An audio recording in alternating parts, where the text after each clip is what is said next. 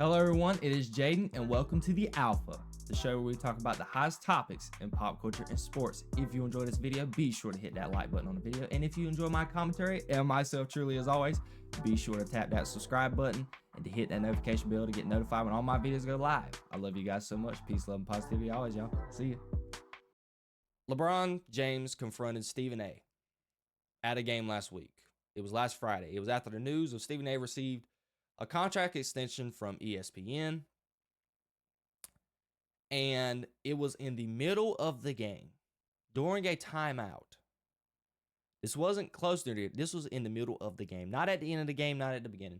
I believe, if I'm not mistaken, sources confirmed that this was around the third quarter. Middle of a timeout. Stephen A. is right there on the sideline. This video is going to be playing while I'm talking. LeBron James goes out of his way to confront Stephen A. in his face. It was probably hard for Stephen A. to make a scene at Crypto Arena in front of all those people, in front of the media. I know he's been under fire from a lot of people saying that Stephen A. said that he didn't want to respond to the issue because a lot of people, I don't want to put this. A lot of people were getting on Stephen A. Smith because they felt like that he was going to address it even though that it didn't get popular. But guess what? It's his job.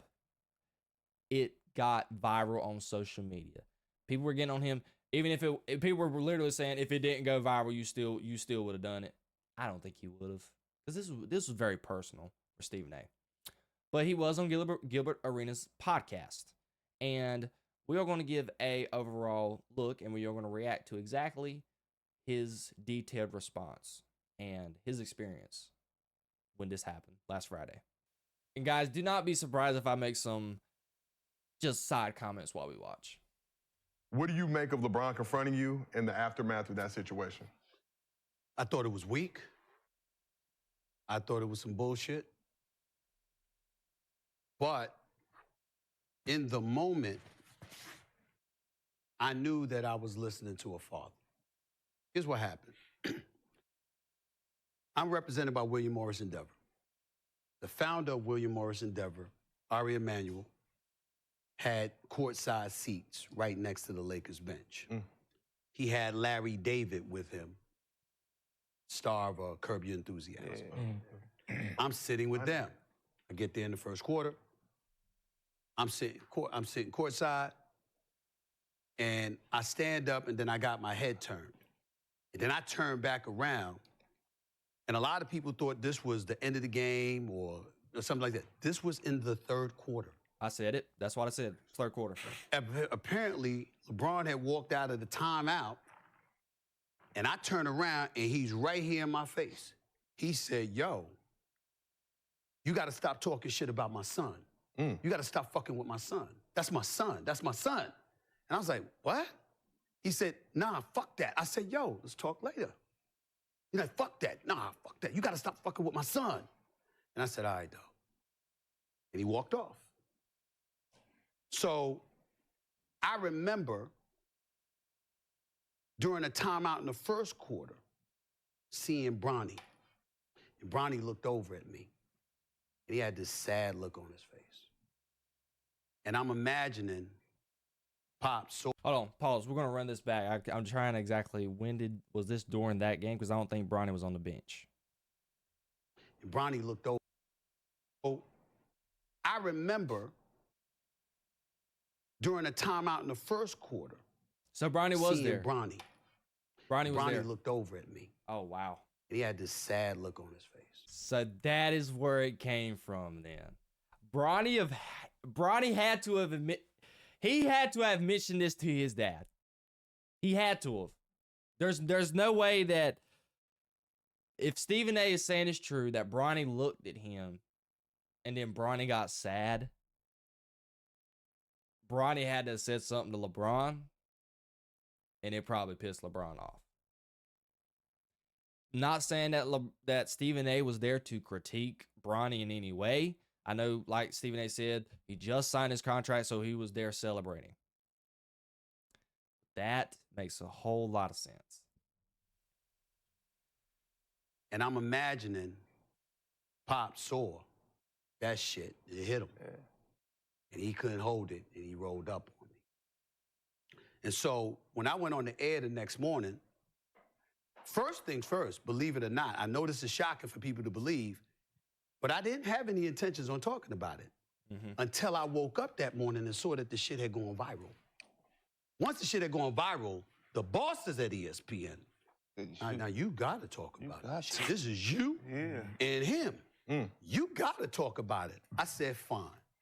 So I go on the air and I said, the first thing that I'm gonna do is establish that this was a father talking to me, not a player. And that was what threw me off. And I was glad, even though I thought that he misrepresented the argument, I was glad he did. Because you see, what he was really talking about, which was confirmed with his conversation with Richard Jefferson, is that I was talking about him as a father. And so what happens is that had he said... Which LeBron is right to a certain degree. I think that Stephen A. has critiqued his idea of being a father when it comes to his decision to put his son in a situation that he has. So LeBron does have an argument to that point. That to me, then I wouldn't have been thrown off. I'd have came right back at him. Yes, I was. I was talking about you. You did this shit, which I'll get to in a second. But because he didn't do that, I said, fine, you let it go. Mind you, I just agreed to my contract. Courtside. That day was when it was announced. It's all over, everywhere. We talked about it. Right? Yeah. It's a nationally televised game.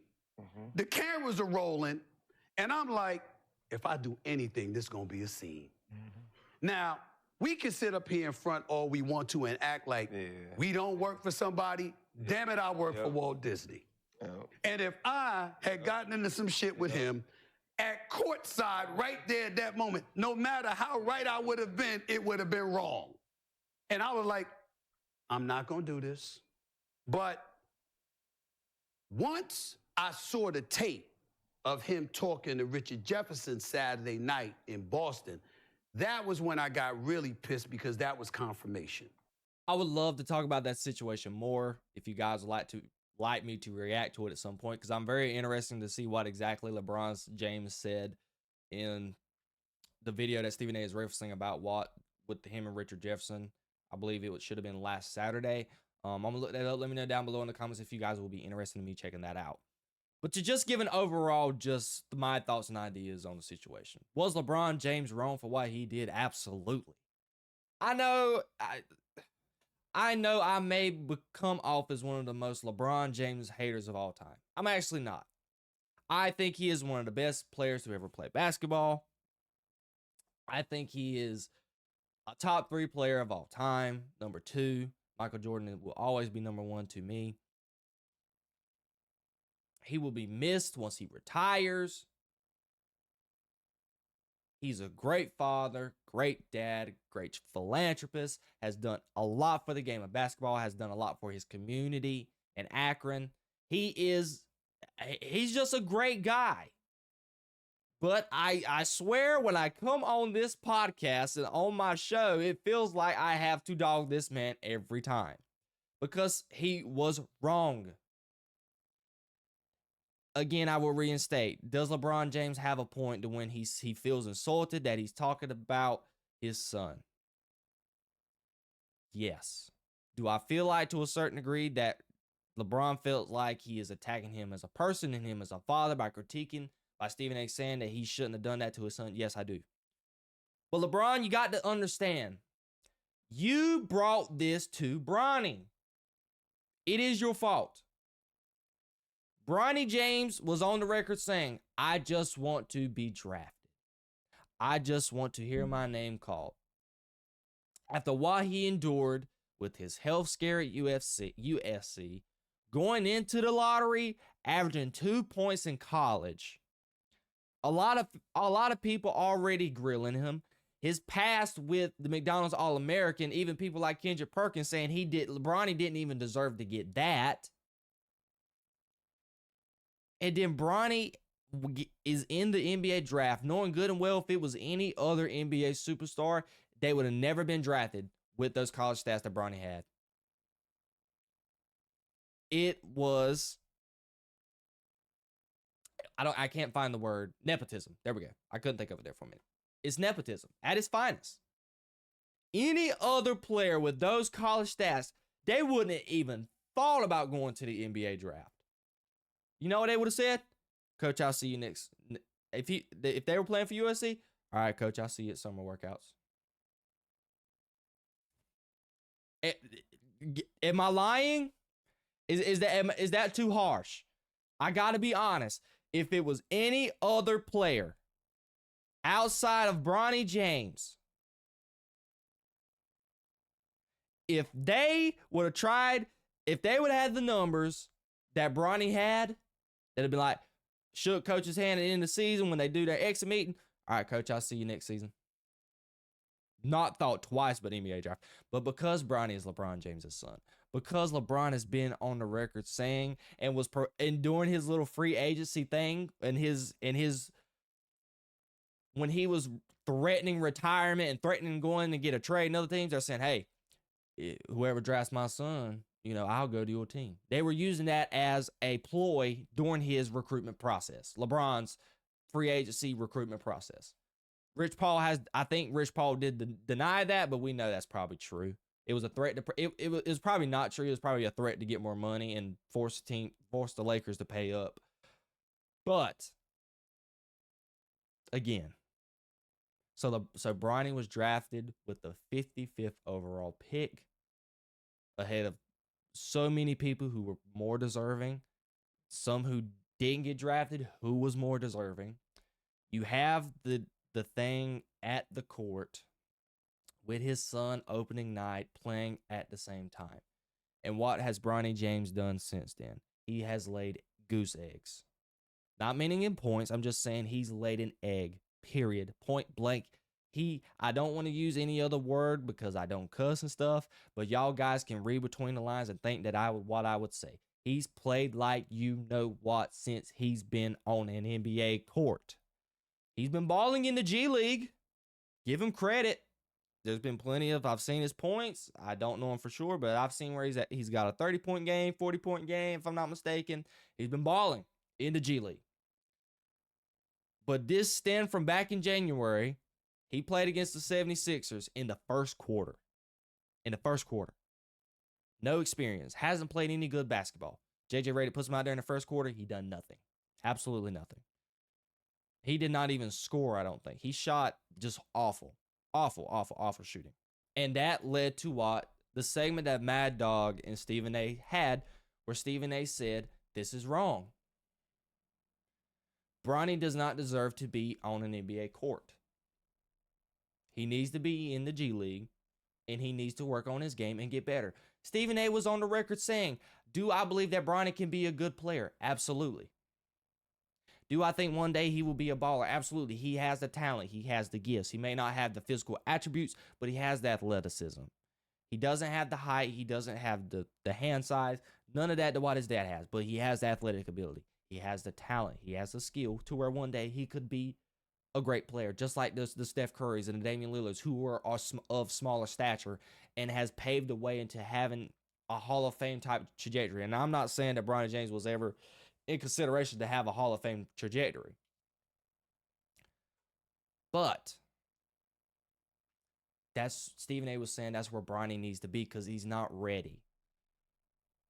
And then Stephen A went on to do what I think what pissed LeBron James off even more, critiquing LeBron and blaming LeBron for the reason why Bronny was out there playing and out there looking the way he is and what he was doing and how he was looking. And LeBron probably took it as, why are you lying on me? It might have been the Lakers organizational call. But a lot of people know the amount of,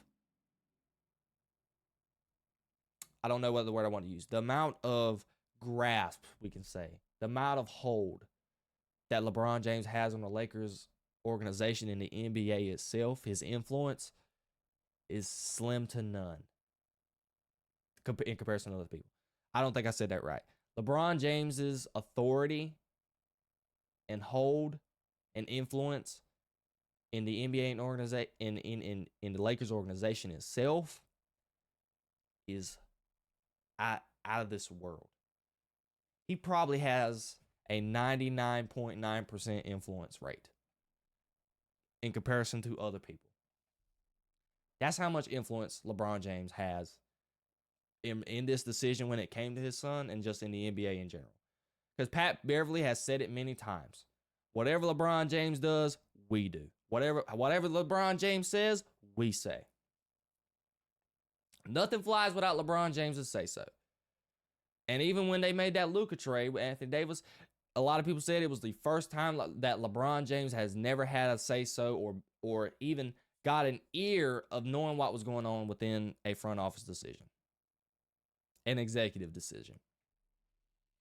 That's the type of chokehold LeBron James has on the NBA and the Lakers organization as a whole. So Stephen A said what he said because we all know that. And then LeBron James goes up and confronts Stephen A and does what he does. Was LeBron James wrong? Yes. But as a father, it's understandable. As a person like LeBron James, defending your family's honor, it's understandable. But LeBron's got to understand, Stephen A's got a job. Us in the media, we have a job. We got to talk about topics ethically or unethically right. It's how it goes in the game of sports. If you're playing like trash, you're playing like trash, and we're going to point it out. If you're playing amazing, we have the right. We are going to praise you. And I think a lot of players in the media, they like the Shaqs of the people's had problems with the NBA on TNT coverage with Kenny the Jet Smith and Shaq and Charles Barkley and all them lately about them just putting players down and never giving them positivity. But at the same time, that's part of their show. But that's another topic on another conversation. But it is our job in the media to make unethically and ethically correct statements about situations. It has been like that, and it will always be like that.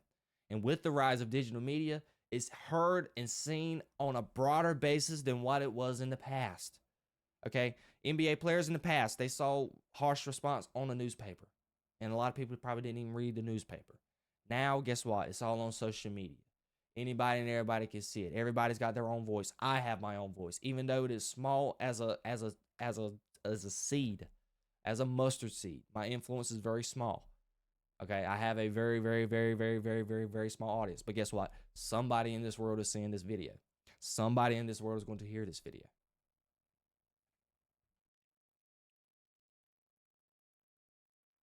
And that is something that LeBron James has to understand. You did this to your son. And this is what you're going to reap what you sow. You put him in this limelight, and this is the repercussions for it. They have the right to say anything and say how they feel, LeBron, and you can't get mad about it. Did you have a right to say something after the game behind closed doors in private? Absolutely. You have that right. But I think it was just so wrong to go out there in that court in the middle of a game in front of everybody to see in Crypto Arena and say something to him like that. It's disrespectful. It was bull crap, and it was wrong. Stephen A just did his job. And you can't get mad at that. And that's all I have to say about that.